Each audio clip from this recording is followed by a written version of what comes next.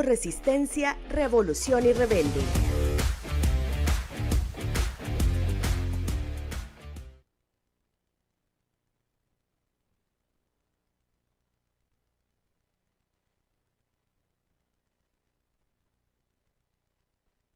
Las opiniones vertidas en este programa son de exclusiva responsabilidad de la persona que los emite. Para conocer la realidad sin tanta vuelta.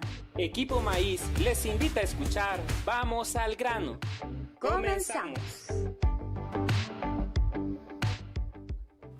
Hola, ¿qué tal, amigas y amigos? Les damos la bienvenida a una nueva edición de Vamos al grano. Como siempre, todo el equipo de producción del programa está listo para llevarles la información y análisis que nos ayuden a entender mejor la realidad en la que vivimos. Saludamos también a quienes nos escuchan a través de esta radio y también a las radios que nos retransmiten durante la semana. Soy Edgar Rosales. Damos inicio a Vamos al grano, la realidad sin tanta vuelta. Saludos también a César, que siempre está con nosotros en este espacio. César, bienvenido. ¿Qué tal, Edgar? Pues como siempre, César, estamos en la mayor disposición para informar a la gente sobre aquellos temas que otros medios de comunicación no quieren abordar. Vamos a hablar ahora sobre las vacaciones agostinas en medio de la escasez. Pero antes de iniciar con el tema, le vamos a dar paso a nuestra primera sección del programa, la cual es una introducción al tema a tratar. Les invitamos entonces a escuchar la cápsula antes de ir al grano. Antes de ir al grano.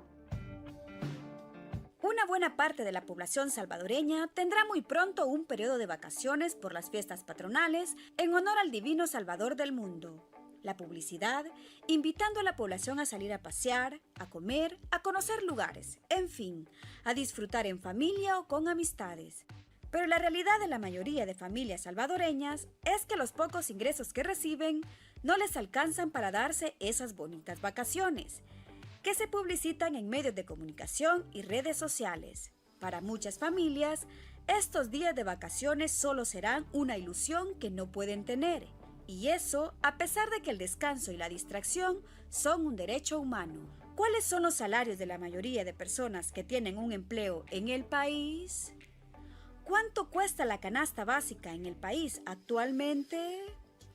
¿Qué posibilidades reales tiene una familia promedio de darse un paseo y tener un momento de descanso en estas vacaciones?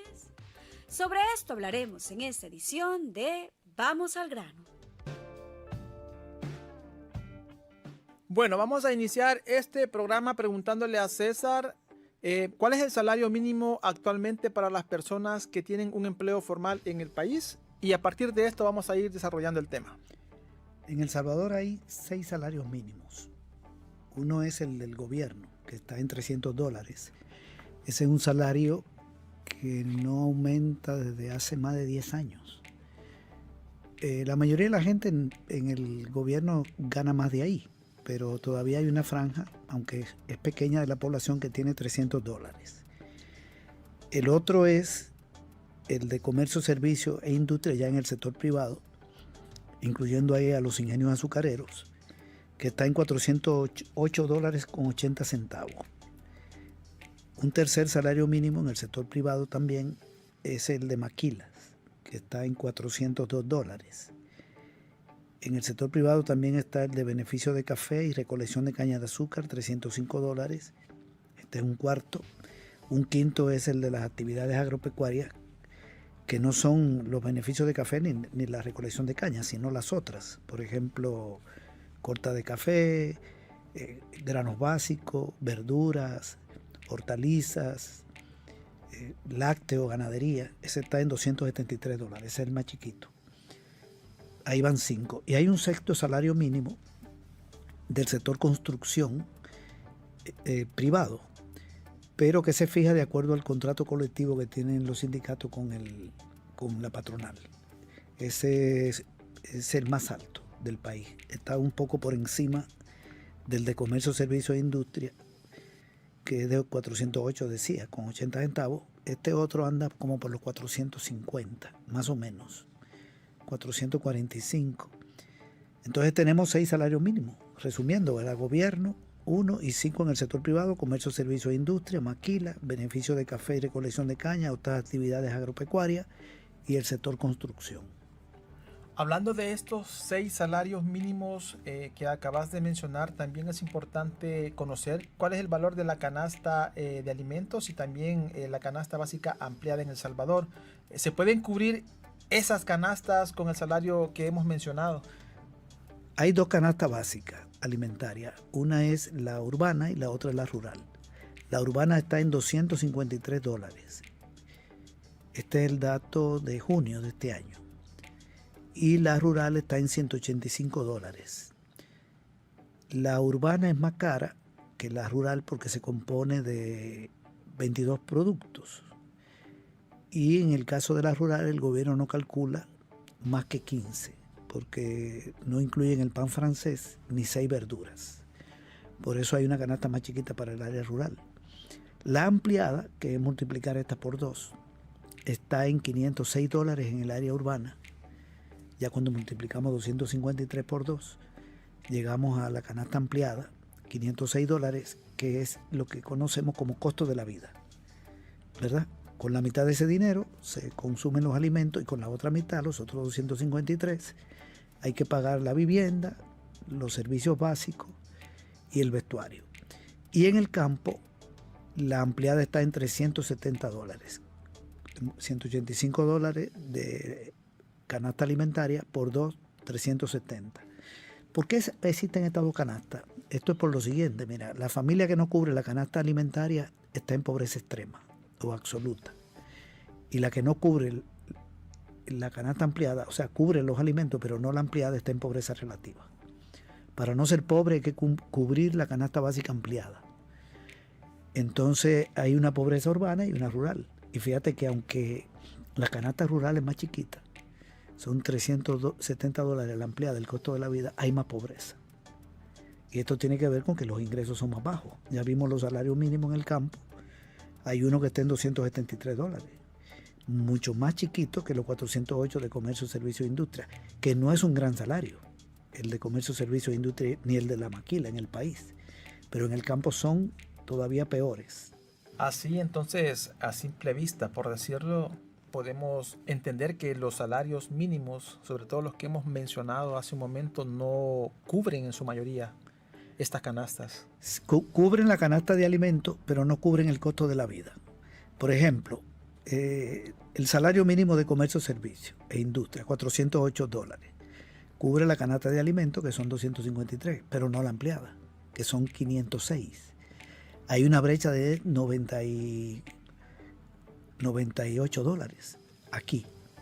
Para que el salario mínimo cubra el costo de la vida, que es lo que dice la Constitución y el Código de Trabajo, se necesita que no sea de 408, sino de 506. Eso es en comercio, servicio e industria. En el caso de la maquila, la brecha es más grande, porque el salario está en 402 y el costo de la vida 506. Ahí se necesitan ya $104. Y en el campo igual. Ningún salario cubre el costo de la vida, que es 370. El más alto está en 35 y el otro está en 273. Entonces se puede decir que los salarios mínimos cubren la canasta de alimentos, pero no cubren el costo de la vida, que es la ampliada. Por cierto, aprovecho para dar este dato. En el mes de junio, el costo de la vida en el área rural subió en $10. O sea que pasó de $360 a $370. Es un incremento importante. Yo diría que, tomando en cuenta los bajos ingresos que hay en el país, es muy alto el crecimiento. $10 más afecta a la mayoría de la gente, sobre todo el área rural. Y en el área urbana creció en $15. Es decir, que el costo de la vida sigue creciendo. No hay datos de julio todavía, ¿verdad? Pero ya sí están los datos de junio de la Oficina Nacional de Estadísticas y Censo. Ahora, es importante saber qué otros gastos tienen las familias salvadoreñas para cada mes y que no están considerados en la canasta básica. Muy importante, porque fíjate que la canasta básica alimentaria de El Salvador es la más chiquita de Centroamérica. Tiene 22 productos, de 100 en el área urbana y 15 en la rural. En Nicaragua tiene 23, urbana rural. En Honduras 30, urbano rural. O sea que la rural de Honduras es el doble y la urbana tiene 8 productos más. En Guatemala está en 34, en Costa Rica más de 70. Nosotros tenemos una canasta básica muy pequeña. Por eso es la más barata de Centroamérica, salvo la de Nicaragua, donde los precios son más bajos, pero es la más barata porque es la mitad de la de Guatemala, casi la mitad de la de Honduras, y ni compararla con la de Costa Rica. Entonces, eso hay que resolverlo. Hay que resolver dos cosas. Uno es que no hayan dos canastas, una urbana y una rural, porque el campesinado también compra pan francés, y no es verdad que tiene las verduras. Tiene que comprarlas. Si cosecha, tiene un costo. Entonces, hay que unificarla. Pero lo otro es que hay que subirla, porque la gente consume más cosas que son básicas. Por ejemplo, el pescado no está dentro de la canasta básica. Ninguna variedad de pescado en el país. Y se necesita. La salsa de tomate, que no es lo mismo que el tomate. El tomate está en la canasta básica, pero no la salsa de tomate, ¿verdad? Para no extenderme mucho, se necesita poner más alimentos. Porque solo tenemos tortilla, pan francés, las verduras, 3 frutas, algunas variedades de carne, de lácteos, el azúcar, el arroz, la tortilla, pero también se necesitan estos productos. Pero hay otros productos que también necesita la gente que no son alimentos. Por ejemplo, los productos de limpieza, cepillo dental, pasta de dientes, el jabón, el papel higiénico, las toallas sanitarias en el caso de las mujeres y muchos otros. Si se agregaran esos productos, la canasta alimentaria, solo con agregarle los alimentos, sin incluir en este caso cepillo de dientes y eso se podría poner en el costo de la vivienda. También hay que incluir las toallas que utiliza la gente, la ropa de cama, etc. Los muebles, cada cierto tiempo se cambian muebles, sillas, los utensilios para comer.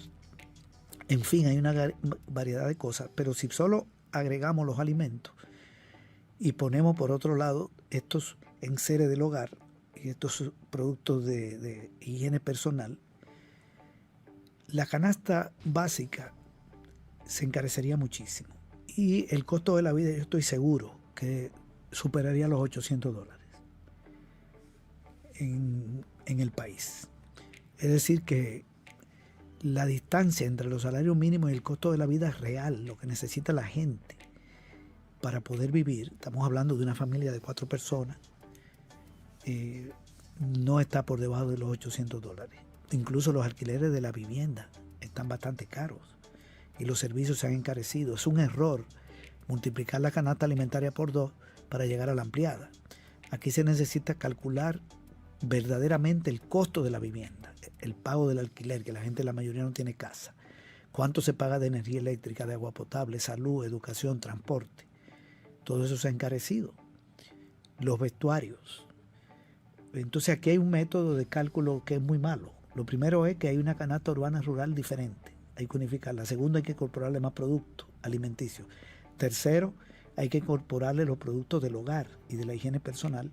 Y cuarto, hay que hacer un cálculo específico de los gastos de los servicios, de la vivienda, del vestuario y de todo lo que se requiere en un hogar, diferente al de los alimentos. No multiplicar por 2 la canasta alimentaria, sino hacer otro cálculo. Y te aseguro que la otra es más alta, más cara que la de los alimentos. Entonces el costo de la vida que hemos estado dando aquí, el dato de $506 es el que nos da el gobierno. Pero se requiere otro análisis. Luego también uno se pregunta, César, ¿cómo hacen estas familias para poder cubrir esos otros gastos que no están contemplados en la canasta básica? Bueno, imagínate, la encuesta de la UCA de diciembre del año pasado, y salió otra en este año, revela que la que salió en este año más o menos repite lo mismo, agravado, que ya un 61% de la población decidió no comer huevo, leche y otros productos, creo que cárnicos. Segundo, que un 35% de la población se endeuda con alguien para terminar el fin de mes. Entonces hay dos decisiones que ha tomado la gente: comer menos, sacar productos de su alimentación y endeudarse. No sé cómo se hacen porque esa deuda hay que pagarla. Eso es la población porque todo está caro. Esta canasta básica ha aumentado 26% desde mayo del 2019, cuando terminó el gobierno de Salvador Sánchez Serén. Bukele comienza en junio, hasta junio de este año. Es un aumento de 26-27% en el área urbana y rural, imagínate. Y personas que tenían un salario de $500 y siguen con $500, o que tenían un salario de 600, ya no estoy hablando del mínimo, sino gente que gana más del mínimo, o con un salario de 480, las personas que tienen pensiones, los veteranos de guerra que siguen con $100 de pensión, no se lo han subido. Réstale a la capacidad de compra un 28% de esos $100, con los datos que manejamos del gobierno, ¿verdad? Ya sabemos que también hay cosas que se han puesto más caras y que no se están reflejando. Y lo otro es que muchas empresas pequeñas, micro, están dando productos más pequeños. O sea, recortan el tamaño de la tortilla, el tamaño de la semita, ¿verdad? Y aún así le suben el precio, pero lo suben menos de lo que podrían subirlo si dieran la misma cantidad. La gente se rebusca, el microempresario, la gente que vende en la calle, entonces le recorta el producto. Sí. Y la gente que no tiene negocito, sino que compra, decide no comprar otras cosas, ver cómo se endeuda, le pide al familiar que le mande más remesa. En fin, es una situación difícil. Sí, imagino también que a la larga esas opciones que las familias toman para poder solventar o sobrevivir, mejor dicho, ante estas cosas tienen afectaciones, ¿no? Por ejemplo, no consumir los alimentos que se requieren, también puedes tener más adelante algún problema de salud, no tener los nutrientes que el cuerpo te pide. Hablando del tema de que te endeudas para poder terminar el mes, también eso a la larga te va generando estrés porque tienes una deuda, entre otras cosas, solo por mencionar algunas. Correcto, y para pagar esa deuda entonces hay que dejar de comer otra cosa. Y lo otro que decía, eso se refleja en el aumento de la pobreza. Fíjate que el dato de pobreza coincide con este problema, aunque el último del 2023 son 130.000 personas más en condición de pobreza con respecto al 19. Y a nivel de hogares pasó de 22.8% de los hogares a 27.3%. Y la pobreza que más ha crecido es la extrema, o sea, la absoluta, la de carencia de alimentos. Bueno, vamos a continuar con el tema. Le vamos a dar paso a nuestra segunda sección del programa, a la cápsula Desgranando Palabras, y luego seguimos conversando con César. Desgranando Palabras. ¿Tenemos derecho al descanso y la diversión? Muchas personas podrían dudar ante la pregunta, ¿tenemos derecho al descanso y a la diversión? Y la respuesta es que sí. El artículo 24 de la Declaración Universal de Derechos Humanos establece que toda persona tiene derecho al descanso, al disfrute del tiempo libre, a una limitación razonable de la duración del trabajo y a vacaciones periódicas pagadas. Este derecho se extiende también a la niñez y adolescencia, con énfasis en el juego y actividades recreativas propias de su edad. El derecho al descanso y al esparcimiento implica limitación razonable de la duración del trabajo, jornadas laborales que no excedan lo establecido por la ley, permitiendo tiempo para el descanso y la vida personal. Vacaciones periódicas pagadas, la posibilidad de tomar descansos más prolongados para recargar energías y disfrutar de actividades personales o familiares. Disfrute del tiempo libre, la posibilidad de dedicar tiempo a actividades de ocio, recreación y desarrollo personal sin sentirse presionado por obligaciones laborales o responsabilidades. Actividades recreativas para niños, niñas y adolescentes. El acceso a juegos, deportes, actividades culturales y artísticas que favorezcan su desarrollo integral. Creación de espacios y condiciones para el disfrute del tiempo libre. Garantizar acceso a parques, centros deportivos, espacios culturales, etc., que permitan a las personas disfrutar de su tiempo libre. Pero resulta que como vivimos en una sociedad en la que todo el tiempo se nos ha dicho que descansar es sinónimo de haraganería, sucede que hasta podemos sentir pena o vergüenza de pedir un tiempo de descanso en el trabajo. Esa mentalidad ha sido inducida por los empresarios, que quieren reducir al mínimo posible los tiempos de descanso de las personas que trabajan para ellos. Desgranando palabras.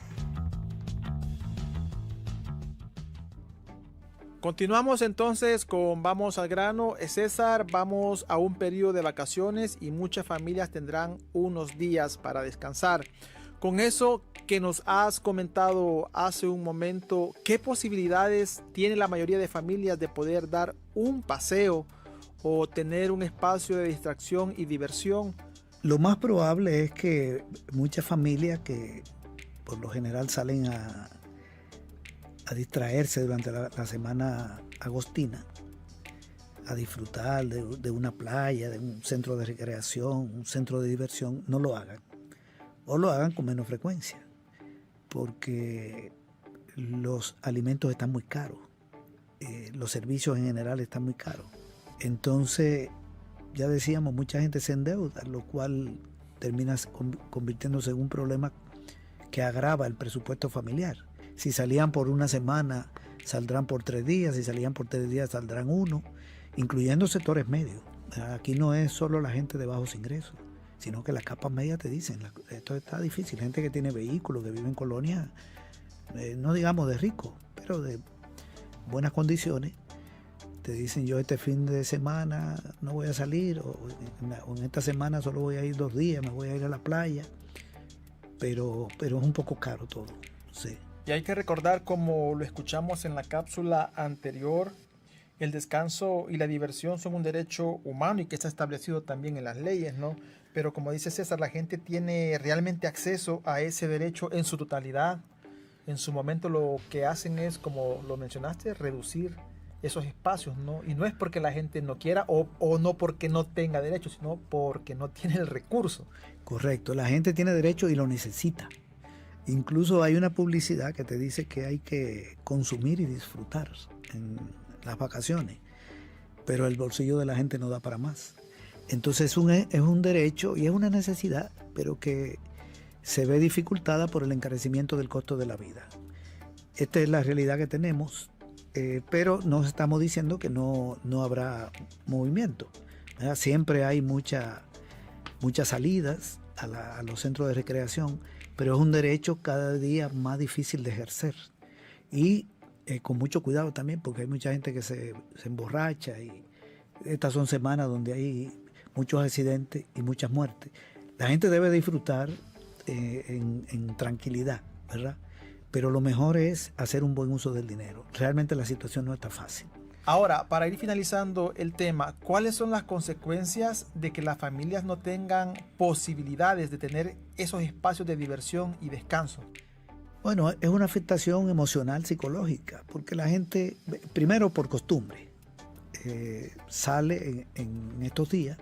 Insistimos, si va a salir mucha gente, siempre habrá un intento de disfrutar, de descansar, de distraerse, pero está restringida la posibilidad de hacerlo por mucho tiempo y mucha gente no lo hará. Entonces ahí hay una afectación emocional, hay una tradición, entonces no puedo por la tradición.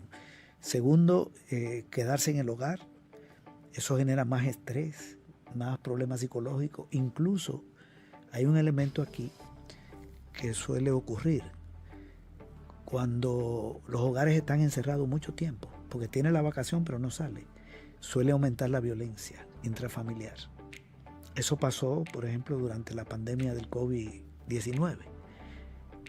Los hogares que permanecen mucho tiempo sin que haya salida al trabajo o salida a un espacio de recreación, de disfrute, son familias donde aumenta la violencia. La violencia del hombre contra la mujer, por supuesto, que es lo más frecuente. Entonces ahí tienes daño psicológico, afectaciones emocionales, frustraciones, no poder disfrutar, cuando hay una propaganda que te está diciendo lo contrario y cuando hay una tradición. Y esto es más grave para las familias que tienen personas apresadas injustamente. Cualquier tipo de familia que tenga un familiar apresado sufre. Si sobre todo es una persona que fue apresada injustamente, una víctima del régimen de excepción, el sufrimiento es mayor porque no es culpable la persona que está en la cárcel. y hay que llevarle comida, etc. Y son momentos donde la gente recuerda también. Son como las festividades de Navidad. Una persona o una familia que tiene una persona presa no disfruta igual, si es que disfruta. Entonces hay demasiado problema. Y aquí se suma todo esto, el encarecimiento del costo de la vida y los bajos ingresos de la población. ¿De qué manera se puede garantizar ese derecho para las familias de diversión y descanso? El gobierno debería tomar medidas para que los alimentos bajen de precio. Medidas reales, no el anuncio de quitarle aranceles a productos importados que entren baratos, porque esos aranceles no existen sobre esos productos.